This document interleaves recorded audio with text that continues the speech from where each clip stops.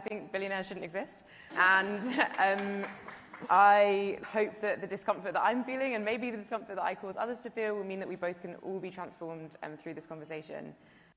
Hi, everybody. Auntie speaks. If you like my content, please subscribe. It helps me out. Comment and share. So we're going to look at this lovely young lady, and we're going to talk about watermelons. Watermelons. Yes. What is a watermelon? Well, it's green on the outside and red on the inside. We're going to talk about why climate change became craziness. Well, this little girl basically highlights it. Climate change is the only way for socialism to exist because they need to control everything. And how can you control all economies all across the world? Well, because there's a climate crisis. There's a climate emergency. So we have to control everybody. So that's why we call them watermelons. They are green on the outside and red all the way through. So let's look at this young lady. I think billionaires shouldn't exist. And I hope that the discomfort that I'm feeling, and maybe the discomfort that I cause others to feel, will mean that we both can all be transformed through this conversation. I have many challenges to capitalism. I think that the climate crisis was caused by capitalism, and inequality and oppression are not an accident. So to create a liberated world, we have to really challenge these systems and go to the root. And we have to demand more, because we really can transform the world if we do that. Intersectionality demands us to see that all the struggles that exist in the world don't happen in silos. Everything is inherently connected. And therefore, we have to interrogate power as well. We can't just talk about redistributing wealth if we're not just redistributing power as well as that. And so when we interrogate power, we have to then ask, who holds the power in this room? Who holds the power in the world? Who's deciding what solutions are being chosen? Whose name is on the foundation? Who's making those decisions? And then, therefore, who's creating the narratives and who's in control of those narratives? And how does that maybe limit the solutions that we're pursuing? She talks really fast. And she throws in as many buzzwords as she possibly can. So usually I just react, but I had to write some of this stuff down because she talks so fast. So philanthropy, capitalism. Philanthropy, capitalism is bad? Does this little girl know what philanthropy is? It's giving away your money to improve other people's lives. That's bad? Oh, okay. All right. She doesn't like that because capitalism created the climate crisis. Dun, dun, dun. Yeah, right. If we didn't have capitalism, then nobody would have any stuff. And we'd all live like we did back in the 1500s. How was life back in the 1500s? Was it nice for 99.9% of the people on the planet? I don't know. Life expectancy was around 30, 35. It was something crazy, like 50% of all babies died. And a huge number of women died in childbirth. Yeah, life was awesome. So inequality and oppression are not an accident. Yeah, no, they're not an accident. They've been around forever. And capitalism has reduced their effect on the world all over the place. In human history, all the power was held within 0.01% of people. Basically, if you had might, you were in the right. If you could go over to this place and bash someone's head in and take their stuff, then you did. Then capitalism came along, and you know what? You didn't need to bash that guy's head in. You could trade with him.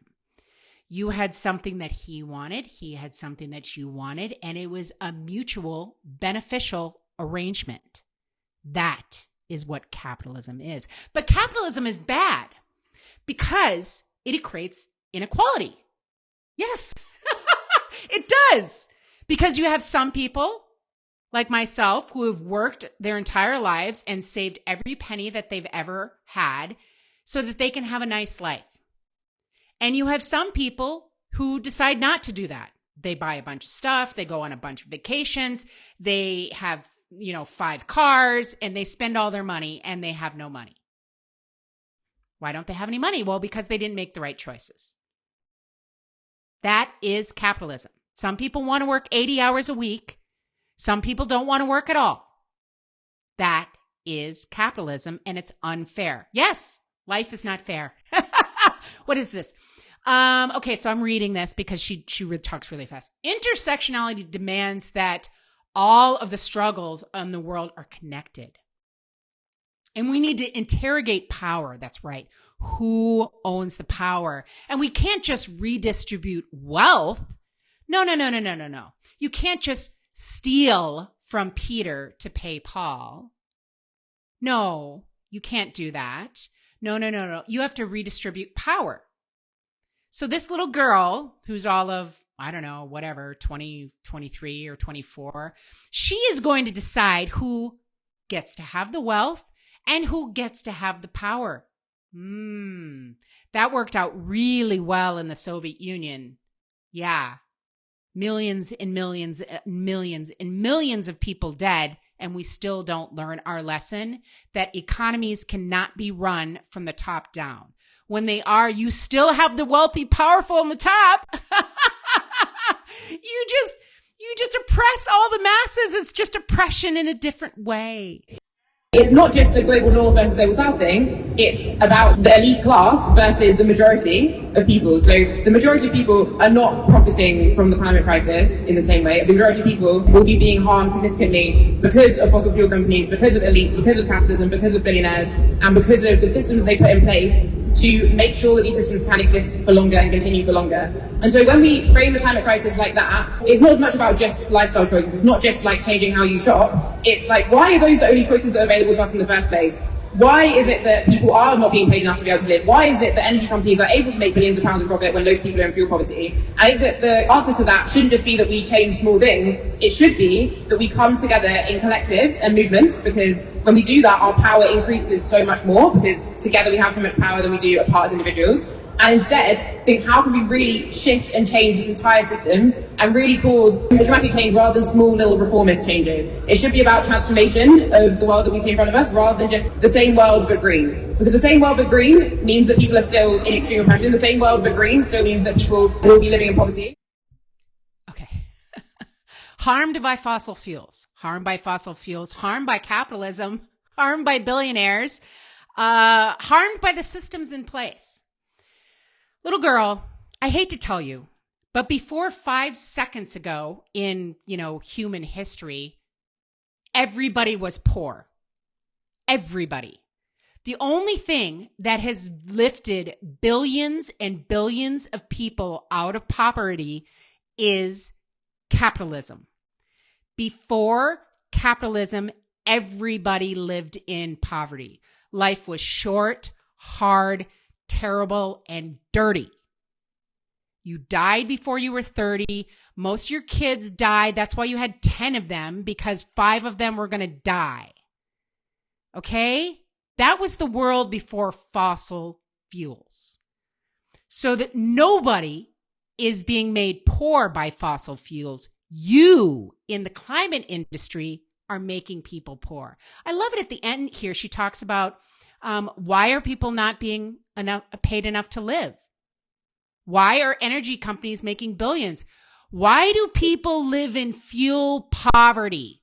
She literally strings all of those sentences together, not realizing the reason why people live in fuel poverty is because of you, my lovely. Yes. Yes. Because a bunch of people have gotten together and realized that this is how we're going to control the world. So they move away from fossil fuels, and energy costs more. What happens when energy costs more? Then everything that you pay for costs more. I'm going to put a lovely chart right here. Here you go. This is energy prices for other people around the world. Yeah, that's because of you. You are the reason people are living in energy poverty, not capitalism.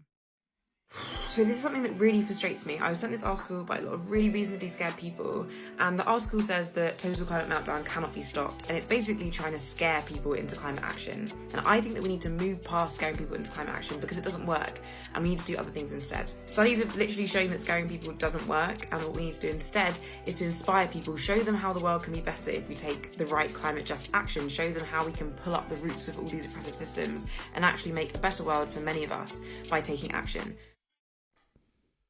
I would love to know what she thinks is an oppressive system as she lives happily here in the West, in a world that was built by capitalism, in a world that freed the slaves, in a world that gives her comfort like air conditioning if she lives in Jamaica.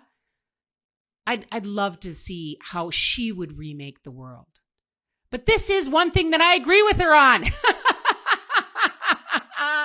I said this in a previous video. Literally, they have been telling us since the 1980s that the world is coming to an end.